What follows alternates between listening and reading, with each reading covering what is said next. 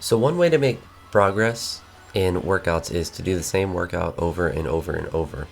If you're able to continually do the same weights, especially if they're higher intensities, you're able to progress in a way that is not typical.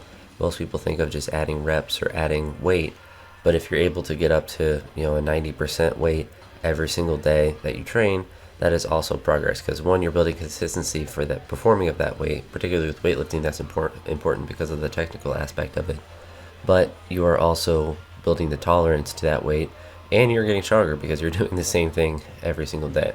And I think with a lot of programs that I've tried to do in the past, and a lot of things I've tried to do with my own programming, I've tried to vary things too much and not just keep doing what's working. So my programming now is very simple, extremely simple. No contact muscle snatches, and it's like a warm up. Because I never, I don't want to say I never want to train when I first start, but like I'm cold and a little bit like sore and stuff. And these are just a fantastic exercise to do just to warm up and to get your body moving. And it's a good technical movement. And it's something I don't really have to think too hard on and I can work pretty hard at. But with snatches, what's seemingly been working quite well is just doing power plus full, which is a very easy complex to do and a very intuitive one because powers kind of lead to fulls. And continually doing these doubles are great. The only downside of all of this training that I've been doing is that my hands actually hurt, like the skin on my hands. So I'm trying to get better at that, and I'm dealing with some pain in my left shoulder, which I think is a lot to do with mobility. But I'm also a lot of the strength movements and some of the stuff that you may not see in the videos that I do at the end of workouts, you may not see as well. Like I did lateral raises at the end of the day, this day, just to get a little bit of a pump in the shoulders. But I've been very happy. When I started doing this 100 kilograms, I would do the power and miss the full. But now it's like pretty consistent to do the power, and basically have done the power plus full for a while now, and it's pretty easy to do. I have to kind of not necessarily get hyped up for it, but kind of more focused for it. And now what I've progressed to is trying to double 110 every day that I train, and that's a difficult weight, and it's something that I haven't been able to consistently double throughout the last year. I tried the other day to do a double with 120, but I missed the second rep because I did like a cluster the other day, which is just a lot of rest in between the two repetitions. These 125s I both missed, which is kind of odd because the 120 felt pretty good, but sometimes you just don't do it correctly, and that one my arm just kind of got weak. But I tried to do where I did the cluster, and then I tried to do like a continuous double like you saw with the 110 there, and I missed the second rep, and it was very fatigued because I don't know what it is, but like when I do doubles, if I do them connected, the second rep just feels tremendously difficult.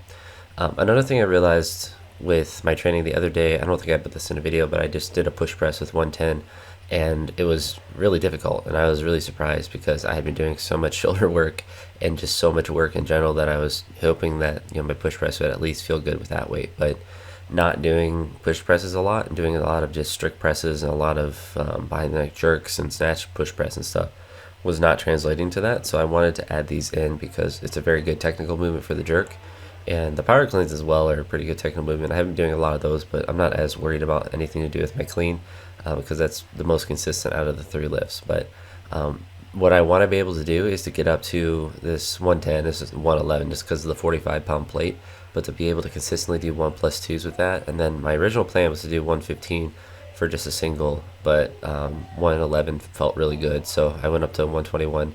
My best push press is still 125, so I think I'm pretty close to being able to take a crack at a PR.